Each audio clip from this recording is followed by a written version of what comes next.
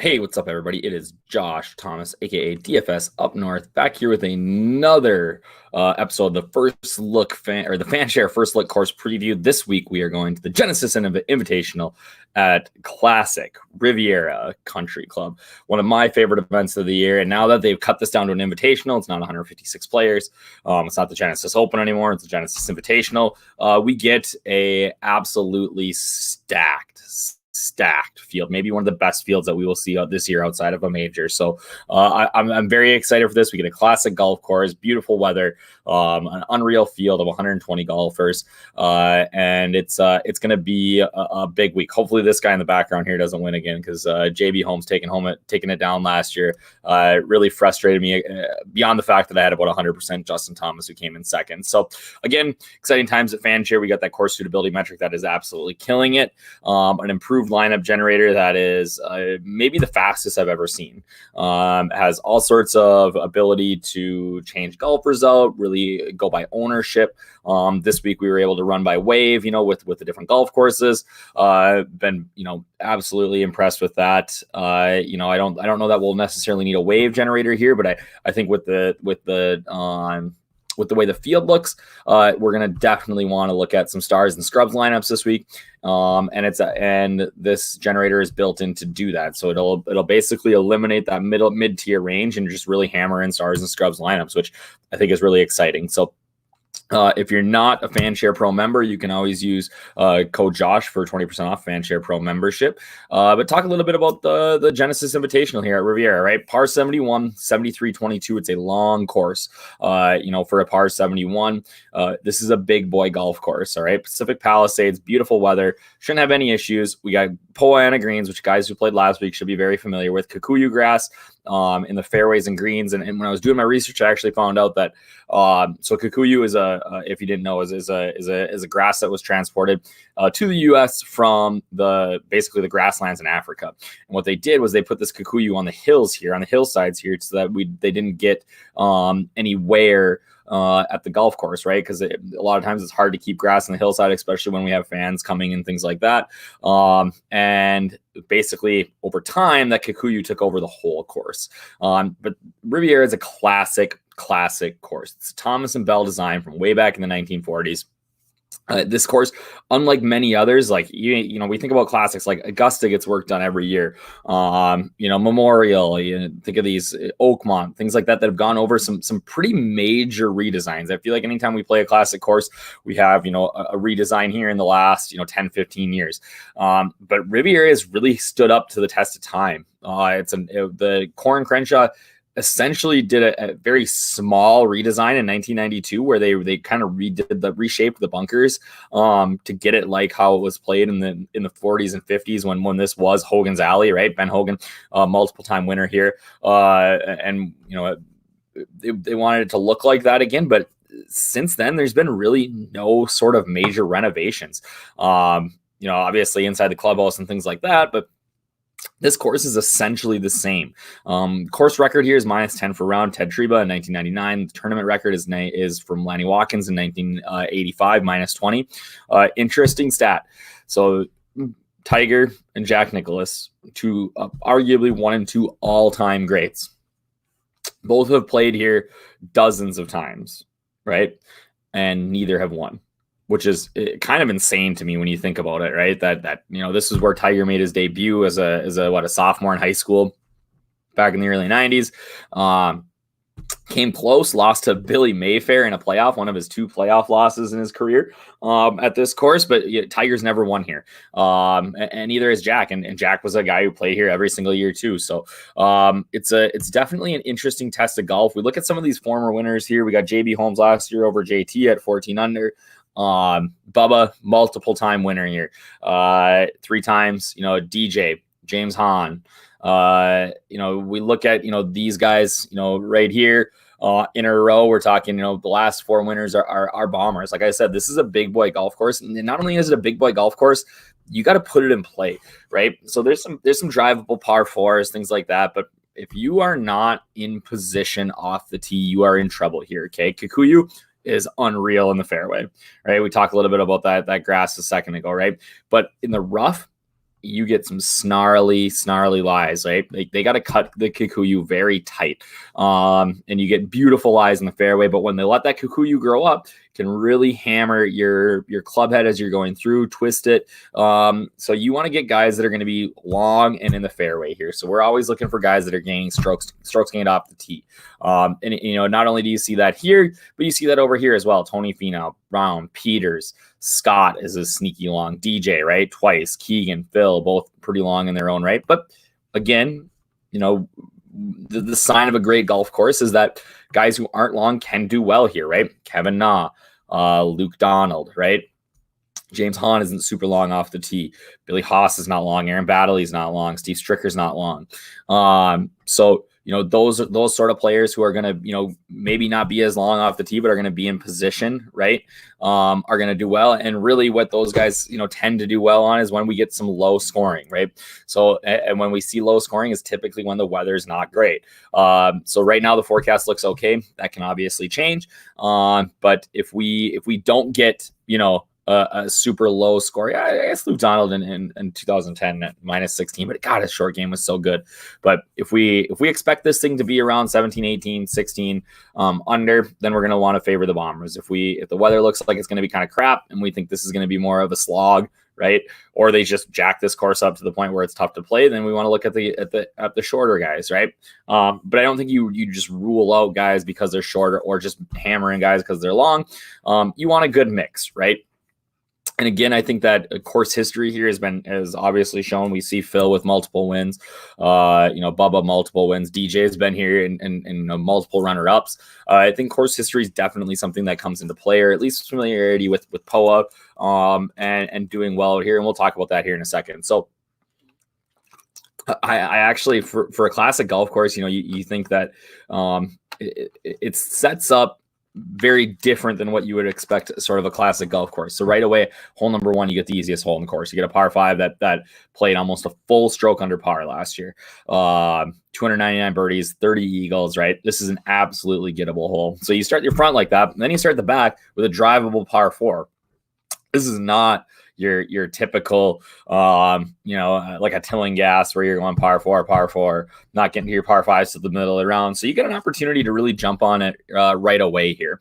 The back has two of the harder holes on the tour last year. Those little stars right in this area mean that hole number 12 and hole number 15 both played as in the top 50 of the hardest holes on tour last year.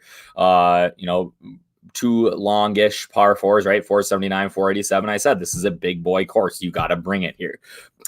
We got some shorter par 3s. The 16th might be one of the signature holes. This par 3, 166 yards, absolutely gettable. But the one of the things about this design as well is that it's very well bunkered, right? So if you, like I said, if you miss in the wrong spot, if you're long, if you push it a little right or left, you're going from, even if you're in position A in the fairway, if you're not great with your irons and you go left or right, you're in these bunkers, and it is very hard to get up and down on these greens with the way that these are bunkered. So we might want to look at some strokes gained around the green. We might want to look at some, dive into some of those bunker plays. I don't love looking at like sand save percentage and stuff like that. I feel like you just get too deep down into a rabbit hole. But we're starting to see sort of a model of the type of player we want here, right? So we want guys that are, long, accurate off the tee, great iron game, and if they have a good short game, great. I don't think you need to be a great putter here, right? These aren't like these huge green surfaces. They're not super undulating. We do have some 2-tiered greens here, but if you can get it to that back tier, you're not looking at a super long putt for birdie here. So we look at kind of how this course sets up. It is fairly fast, and so contrary to popular belief, right, the faster the greens are, the better that is for poor putters. There are people who argue that. I don't think that makes sense. Okay. The faster the greens are, you don't have to play as much break. You don't have to hit the perfect shot like you do on some of these slower greens. So I think that faster greens benefit. That's, you see a guy like Bubba Watson who's won here 3 times, right? Arguably one of the worst putters on tour, right? So it's not, a course that you need to, be a great putter on. And that's further elevated by the fact that, the 9th lowest putts per round on tour at 26.9 putts per round. So we're seeing a lot of 1 putts here. All right. Again, driving accuracy, it is hard to hit these fairways and it's hard to hit these greens. All right. Greens and regulation percentage. Again, we're talking about a classic course. So we're not talking about these huge greens, right? We're talking about some very small greens that you got to get it there and you got to be in position. So we want guys who are good iron players. Not super long, pretty average off the tee. Average amount of, pars, lots of bogeys though, right? I got about 64 courses in my database. This ranks at 51 for 3.24 bogeys per round. Double bogeys, right? Lots, or not a lot of double bogeys. We're not seeing guys make like 6, 7, 8, but we are seeing guys make bogeys. So those bogey-free rounds in Showdown are going to be hard to come by. And we look at some of the approach strokes, right? We're looking not way less wedges, right? This is a big boy course. So we're going to see a lot of this 150 to 200 yard range, 6 and 8% over average. So again, those are stats that you can sort by. You might be diving a little bit too much into it if you go in, but looking at, hey, who's good from 150 to 200 isn't a bad thing, right? And if you want to, maybe have a better idea is look for guys who are gaining strokes on par threes, right? On medium length par threes, that 150 to 200 range. If guys are scoring well on them, then they're probably likely to do pretty well here.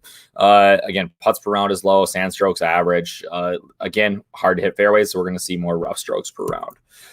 So I went and looked back at event history here. Looking at guys who have played well here in the past. I expanded it to 15 this week because there's guys that just show up here and do well. When we look at, some of their total appearances. So DJ's played here 5 times, that's as far back as our database goes on Fanshare, but 92.3 average DK points. So I don't care what DJ's price is this week. He's a good play, right? I thought he was okay. He really kind of fell to the wayside today at the what did we play this week? AT&T Pebble Beach. But he's in play. Justin Rose, right? 2 events, right? Not great, but both around 90 for both those events. That's pretty impressive, right?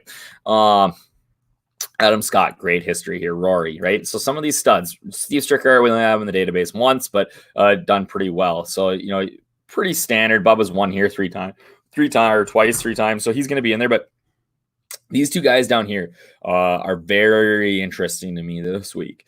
Okay. And what they both have in common is that they're very good off the tee and they're great iron players. So that tells me, right, that they've, we got a 5 appearances for Kokrak, 3 for Ortiz, and they've both done pretty well, right? They 32 DK points per round. So we're talking, 75.7 on average.